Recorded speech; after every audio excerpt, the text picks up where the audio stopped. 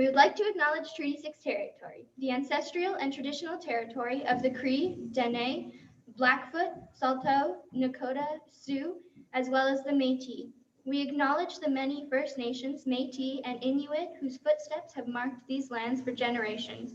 We are grateful for the traditional knowledge keepers and elders who are still with us today, and those who have gone before us. We recognize the land as an act of reconciliation and gratitude to those whose territory we reside on or are visiting.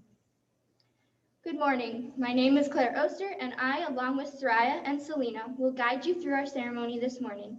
I would like to welcome you to Kit Scotty High School's Remembrance Ceremony. We are so grateful that we are here together today, honoring and remembering those who have provided the freedom and opportunities that we have today.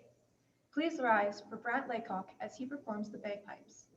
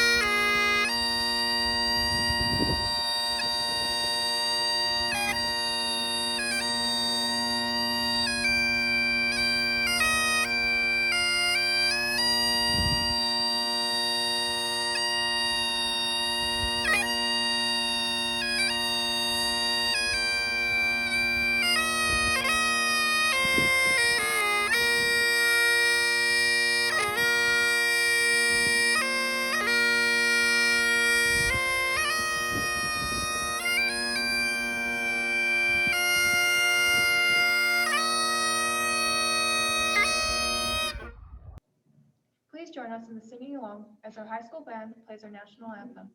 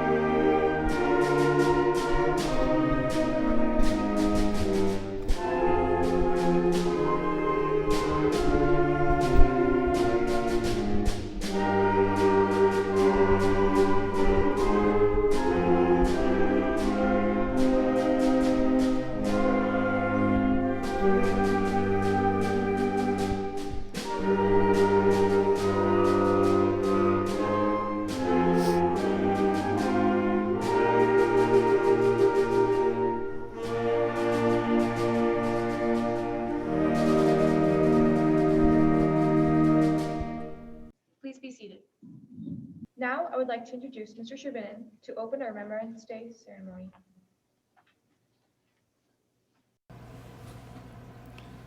Good morning, Kit Scotty High School. Today is our Remembrance Day ceremony, and so welcome to this live stream / recorded event.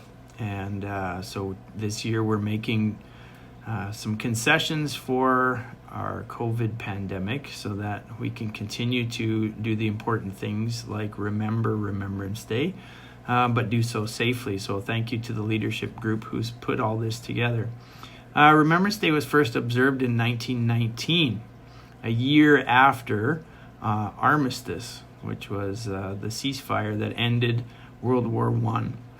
And that ceasefire took place, or the war officially ended on Monday, November the 11th, 1918 at 11 a.m. And so they say it was the 11th hour of the 11th day of the 11th month.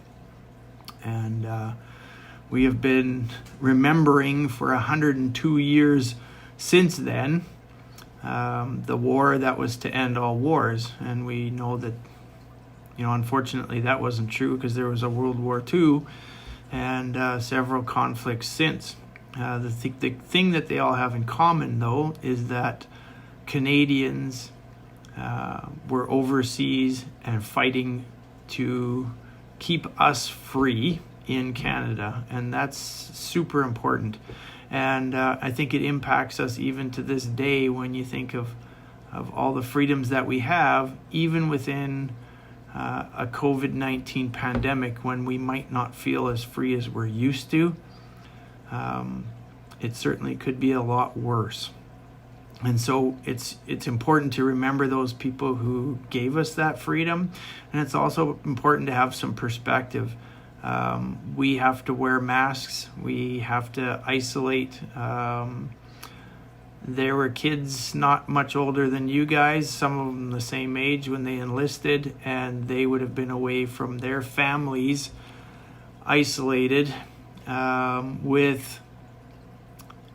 for years, and in muddy trenches with people shooting at them.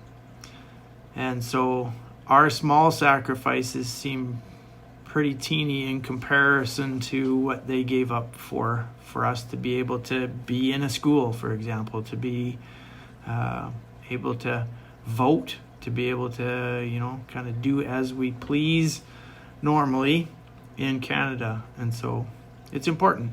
And I appreciate the opportunity to get to remember it along with you today. And again, I certainly appreciate all the work that the leadership team has done to put this together. So without any further ado, I think we will continue with our Remembrance Day ceremony. When November 11th actually comes around next week, don't forget to stop and reflect and have a moment of silence and wear your poppy with pride. Thank you. Have a great day. Thank you, Mr. Shabin. Across Canada and around the world, November 11th is honored as a day to remember the courage, devotion, and sacrifice of the brave men and women who have fought for their country. The hostilities of the First World War ceased on November 11th, 1918, at 11 a.m., the 11th hour of the 11th day of the 11th month. The year after showed the first observance of Remembrance Day, in which we remember those who have gone to fight, those who made it home, and those who never returned.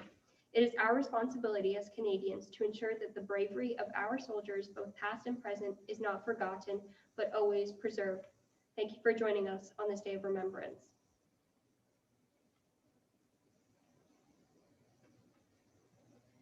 Our Superintendent of Buffalo Trails, Mrs. Ranan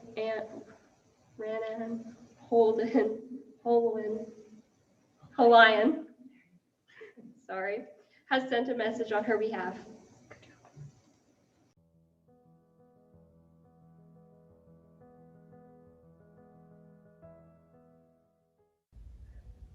Hi, I'm Moran Holian, Superintendent of Buffalo Trail Public Schools. I'm here with a short message about Remembrance Day. Remembrance Day, November 11th, is a very special day for us as Canadians. We wear the poppy as a symbol of remembrance. The poppy helps us recognize the sacrifices and service of men and women who fought and continue to fight for our freedom. It helps us to honor those who have given so much for this country. We may not say it every day, but November 11th is the day we set aside to ensure that we say thank you to those that have served and continue to serve for what we believe in: safety, freedom, truth, and democracy. I want to thank you for taking the time to remember the importance of saying thank you to those that have served for our country. I have much gratitude for the people who have served and continue to serve for our country. I hope you take some time today and on November 11th to remember and to say thank you to those who have served and continue to serve for Canada. Thank you.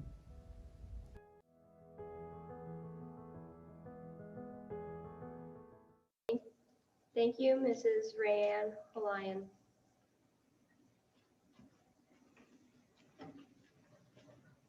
Thomas Bobucky has a few words to share about John McCrae and in Flanders Fields. Hello, my name's Thomas. I'm going to share In Flanders Fields, written by John McCrae. John was born on November 30th, 1872, and at the age of 14 joined the Highfield Cadet Corps.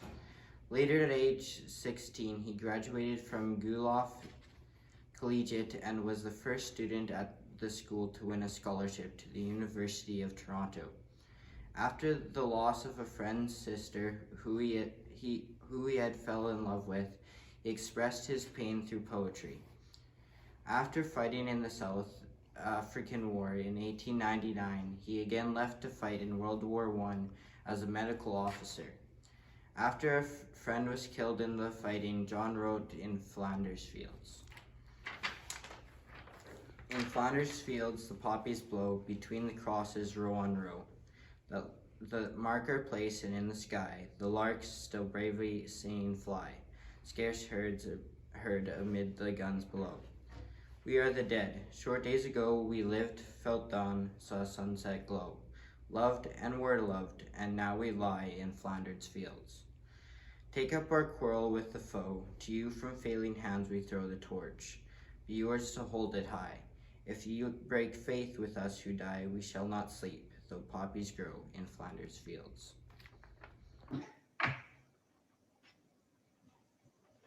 Thank you, Thomas.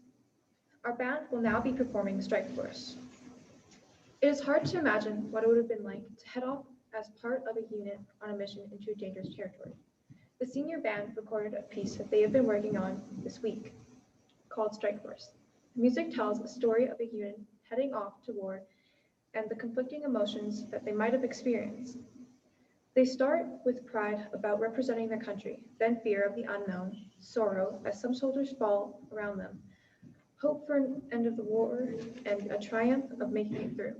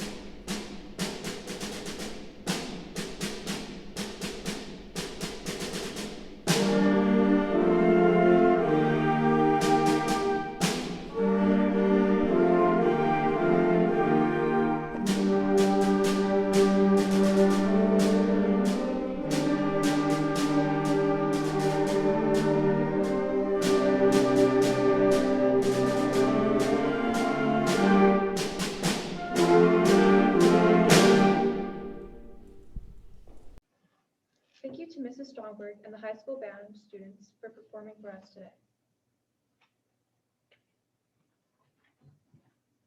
We will now be sharing a special presentation provided to us by Historica Canada. This presentation is delivered by Captain Sarah Keller.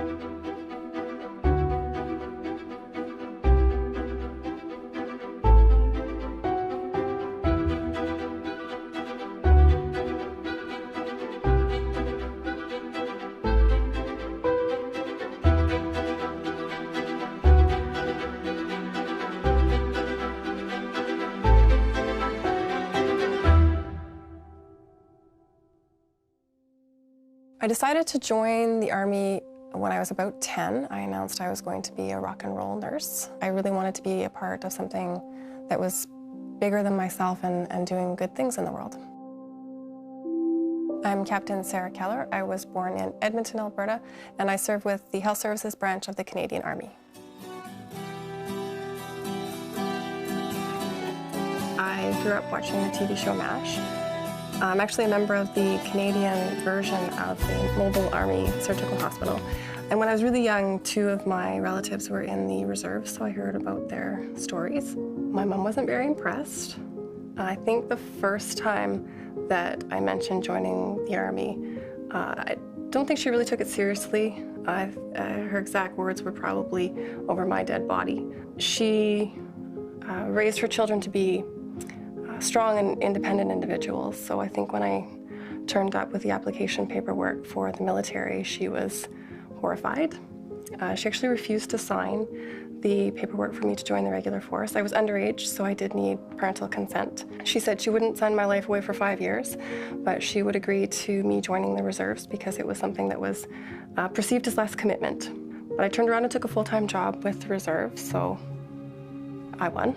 And I think by the time I moved over to the regular force, she knew more about what our mission was, what our role was, and she was really proud, and still is. On the morning of 9/11, I came to work, and I was a member of one field ambulance here in Edmonton as a medical technician. I was just coming into the building, and we have a canteen with a TV, usually tuned to the news, and I think someone yelled for us to come, that there was something on the news.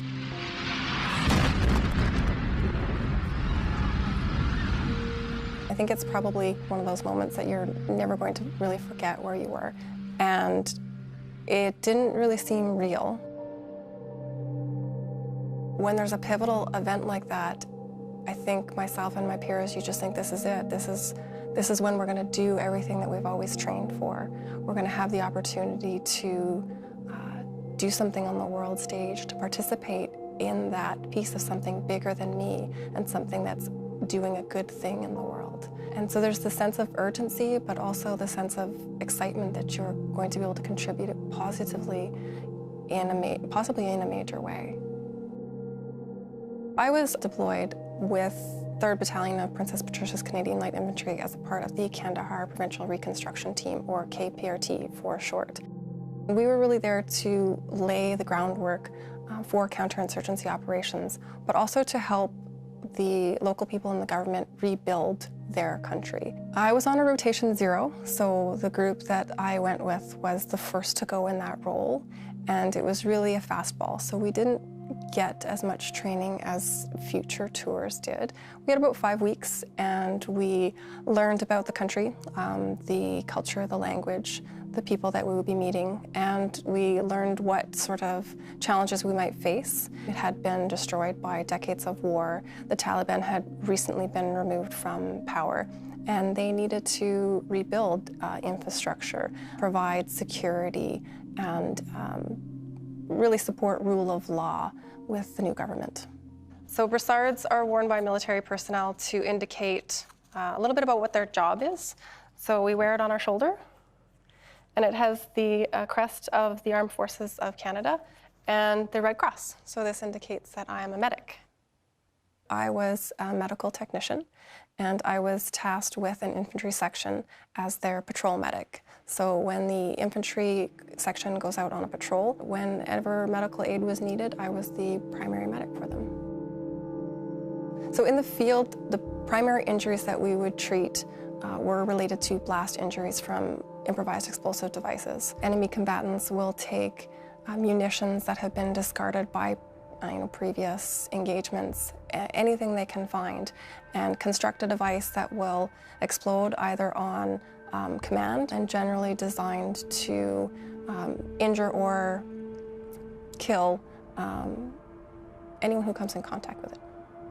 The main thing that we needed to look for as we were driving were signs of IEDs, and that could be signs of recent road work that wasn't planned or that we were tracking, so a pothole that had been filled. Anything to the side of the road, debris, garbage, even animal carcasses, they were known to pack with explosives and set with a detonation that as soon as your vehicle passed, they would hit the trigger and the carcass of a donkey would explode. Basically anything that was trying too hard to look like it was supposed to be there. I actually brought a fragmentation piece from one of the sites I was at.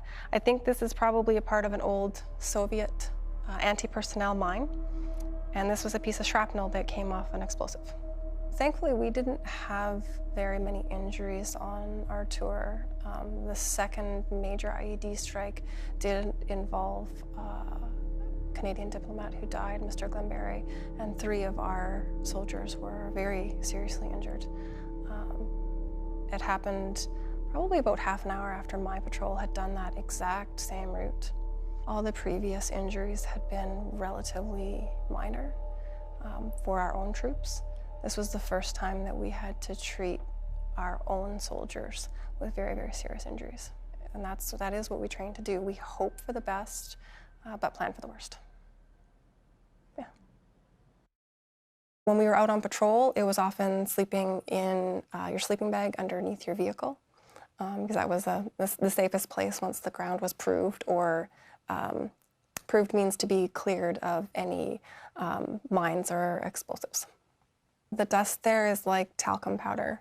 As soon as you set your foot down in Kandahar, the dust just kind of poofs up and gets everywhere.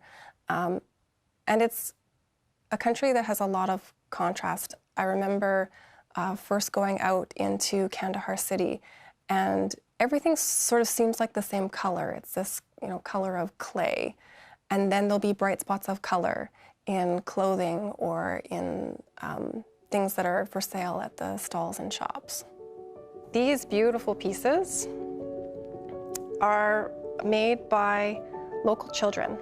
We held a competition. It was like an arts and craft competition, and the primary art in this area was beading and embroidery.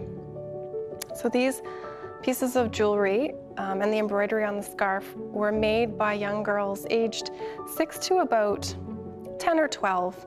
And at the end, we auctioned off all the items, and the winners were presented with sewing machines, which would be a huge benefit to their family, because then they would be able to make their own clothes easier, perhaps help with finances in the family by making and selling items. But the craftsmanship in these items is just mind-blowing for someone so young with limited resources. This was the winner, this piece here. It's just a little beaded purse made by hand, and I think she was probably about 9. Often they don't know how old they are, so we're just sort of judging by their growth milestones. But just beautiful work. And this one actually has the name of the girl that made it. Her name was Amina, and she would have been probably about 8 or 9 years old as well.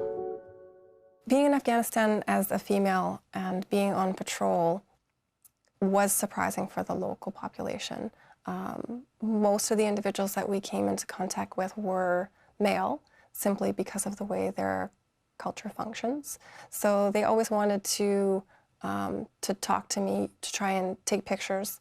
Sometimes they would want, I think, to touch my face or my weapon to see if I was actually real, if I was actually female. And once we were able to talk with them, we always had an interpreter with us, and they understood that, yes, I do the exact same job as all the other members of the section. They were actually pretty accepting. And we had the opportunity to work with the Afghan police and bringing in their first female section, along with our CMP members that were deployed with us. I think being in Afghanistan gave me a perspective on what poverty really is and what suffering really is. There's no context for that in Canada. I primarily saw it in terms of the children of Afghanistan. They often couldn't go to school because the schools had been bombed or closed, or the teachers had been taken away, never to be seen again. So they had no means of education, which meant that they had to go to work.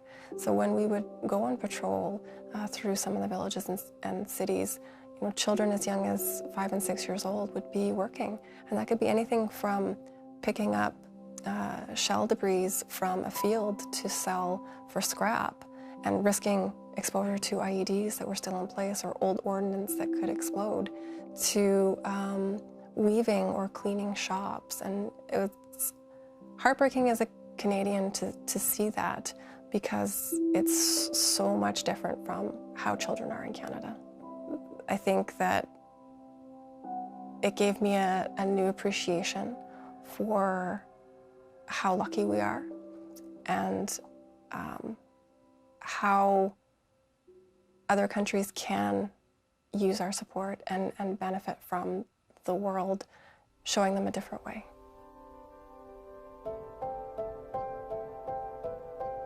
My husband and I met when we were both in the military. And I think that we had an understanding. We'd each joined the military before we met each other.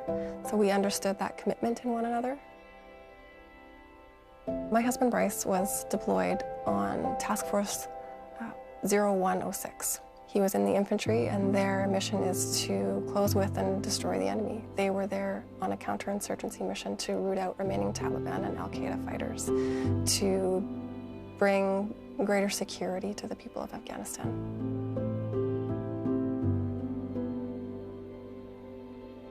He was supposed to come back on August the 11th of 2006.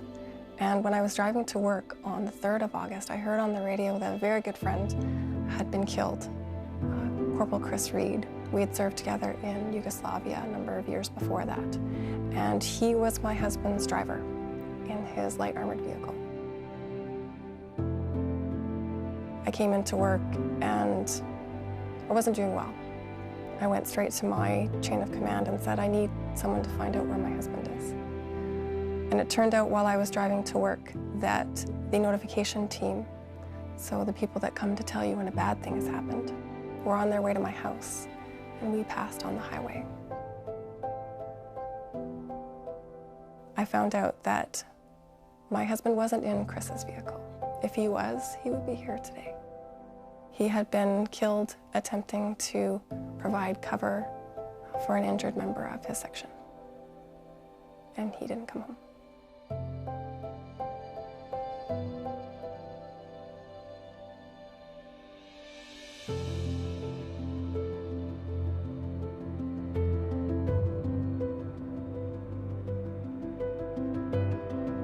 Remembrance to me means taking some time to consider how lucky we are as Canadians, that freedom comes at a high cost, and that a lot of men and women have served this country to keep it free and safe.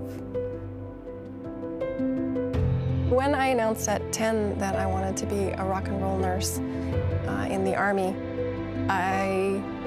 I've achieved the Army part and I have achieved the nurse part, still working on the rock and roll. I think when I first joined, I was very idealistic, and I saw myself going on UN missions and wearing a blue beret. And In the end, I've done a lot of peace support operations, and I've done a lot here in Canada, and that's what I'm most proud of. I've been deployed here in Canada for Op Reassurance, the ice storms in 1998. I've done support to the fires in BC, security support to international conferences, and I think despite some horrible things, it's been a really good experience, and there's not much that I would change.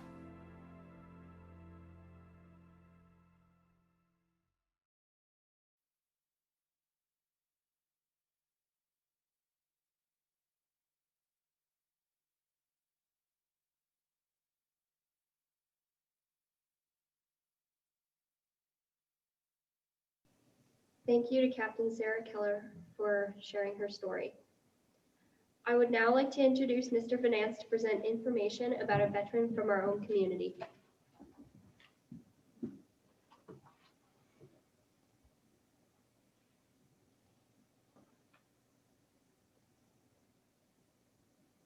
Kitscoty High School, Remembering Our Veterans, November 2020. For the past few years, Kitscoty High School has honored one of our veterans of World War I or World War II at our annual Remembrance Day ceremony. This year, we would like to honor Flight Lieutenant Charles George Mitchell, who was born in 1912 and passed away tragically in 1945 during the Second World War. Charles Mitchell was born on June 3rd, 1912 in Lloydminster, Saskatchewan. He was the oldest of 7 children born to Julian and Harriet Mitchell. His father Julian was born in 1884 in Lancashire, England, and emigrated to Canada in 1892. His mother Harriet was born in Poplar Lake, Alberta in 1886.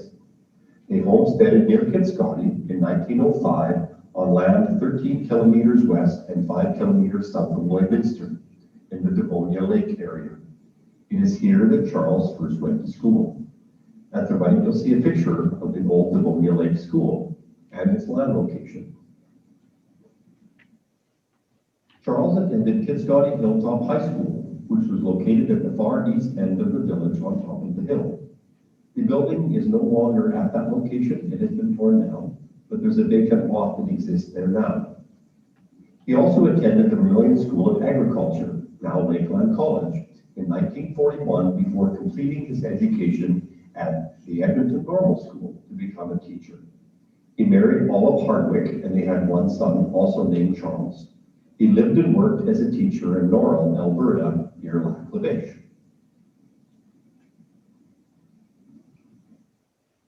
Charles enlisted in the Royal Canadian Air Force, or RCAF, at Edmonton on January 19, 1942. He served with the RCAF attached to the number 35 RAF, or Royal Air Force, squadron as a flight lieutenant, as a navigator and air bomber during World War II.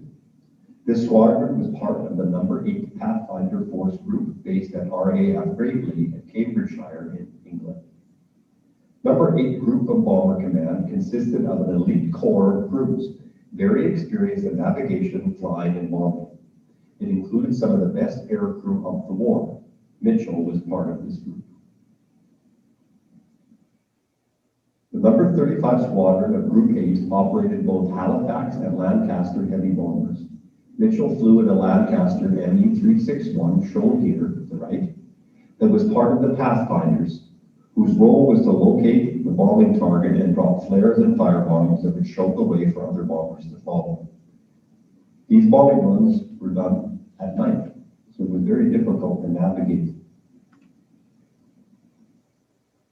On his last flight, Mitchell was part of a 7-man experienced air crew that included the following: D.B. Everett, who was the pilot, J.M. Alief, who was the navigator, Mitchell, who was the air bomber, C.O. Russell, who was the second air bomber, R.C. Chapman, who was a wireless operator or a radio operator, A.H.J. Pigeon, who was an air gunner, and R.M. Weller, who was also an air gunner. His responsibility on this flight was the air bomber. The air bomber would take control of the aircraft during its bombing run. He He would lie flat, the nose of the aircraft directing the pilot until the bombs were released. He could also act as a reserve pilot in an emergency. On March 7, 1945, pilot B.B. Everett gathered a scratch crew of senior airmen for a spare Lancaster aircraft to lead 256 Halifax and 25 Lancaster bombers to attack an oil refinery at Henningstadt, 100 kilometers northwest of Hamburg in northern Germany. Their Lancaster was classified as the master bomber to lead the Pathfinder group.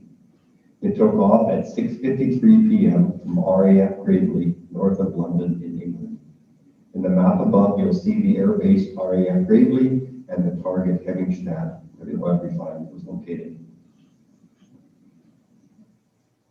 Nothing was heard from the aircraft after takeoff, and it was one of 8 that failed to return to base. The aircraft was shot down at about 10 p.m. in the target area, apparently hit by anti-aircraft fire or shot down by a German night fighter aircraft. The entire crew of 7 were killed in the crash. This was Mitchell's 46th mission of the war. On average, only about 25% of all airmen completed even 30 missions. Charles Mitchell was 32 years of age at his time of death. Initially, the crew was listed as missing in action, and the families of the deceased airmen received a telegram like the following. Charles Mitchell's family would have received such a telegram. The telegram was delivered through the post office, containing the recipient's name and address, whether they were a son or husband, their names, and the date in which the suspected killed in action might have been happening. Later, the families were informed the airmen were previously reported missing, now presumed killed in action. Each airman's kit and personal belongings were removed from their lockers and returned to their families. They were buried by the Germans at Henningstadt, but were later moved to the Commonwealth War Graves Commission War Cemetery at Hamburg in Germany. On the side, you will see the actual documentation of Mitchell's crew when they were moved from the cemetery at Henningstadt to Hamburg. And you'll see Mitchell's name recorded where the arrow is. For his service to our country, Flight Lieutenant Charles Mitchell was awarded the following citations. The Distinguished Flying Cross, which is shown here, it was awarded after his death. The 1939-45 Star, the France-Germany Star, the General Service Medal, and the Canadian Volunteer Service Medal with a class. He is also recognized and forever remembered at the Bomber Command Museum of Canada in Nanton, Alberta. If you get a chance, take an opportunity to go visit this museum. It's fascinating. Mitchell's name is recorded on the wall. You'll see in the center picture and at the left. On the right is the picture of his cemetery headstone in Hamburg, Germany. Lest we forget.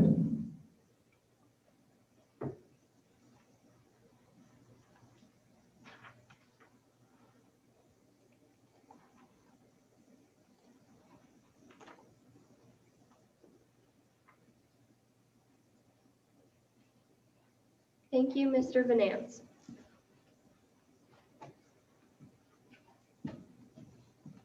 I now ask for everyone to please rise as Ms. Stromberg plays the last post.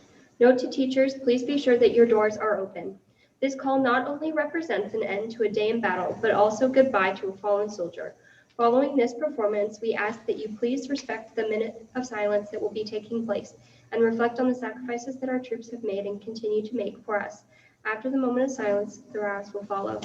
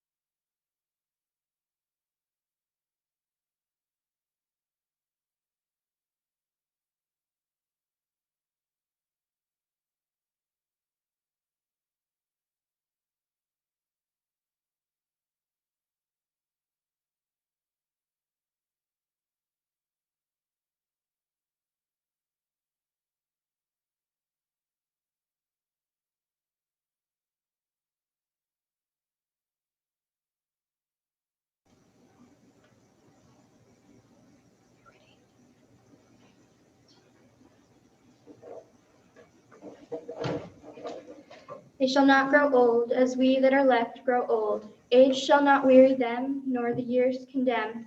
At the going down of the sun, and in the morning, we shall remember them. Everyone should respond, we shall remember them. We shall remember them. We remember today Eric Blake, Harry Cambridge, Kenneth Durham, Charles Mitchell, J.E. Potter, Thomas Seabrook, Arthur Wilkinson. Please be seated. I would like to welcome Mrs. Backus to close our ceremony this morning.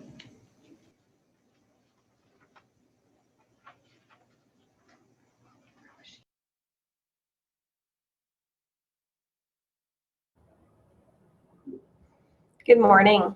I would first like to thank everyone who has been involved in today's ceremonies. Your contributions are appreciated, and even more so this year, as we rearrange and reconfigure in order for us to recognize Remembrance Day. Remembrance Day marks a day of reflection and appreciation for the sacrifices made by others for us to live the lives we are fortunate to have today. When we think back on 2020, we all know how hard aspects of it have been. No one could have predicted living through a global pandemic. Despite the hardships, we are fortunate to be living in Canada. We are safe and we are taken care of. We do not have civil conflict or unrest on top of everything a pandemic brings. Our minor inconveniences of wearing masks, washing our hands, or physically distancing are nothing in comparison to what young people went through during the world wars, both on the home front and directly in conflict. For that, we can be appreciative.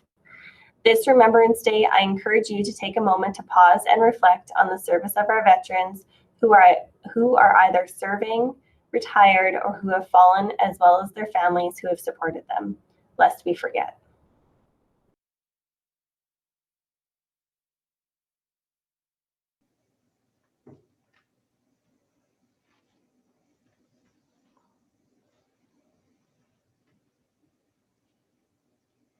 Thank you to Mrs. Stromberg and our KHS band, Mr. Sherbinin and Mrs. Backus for their messages today, Mr. Venance for his presentation on a local veteran, the leadership group and Mrs. Krause for hosting the ceremony, Thomas Bogucki, Brant Laycock, Claire, Soraya, and Selena for all their work behind the scenes, Madame Carter for her help with the technology support.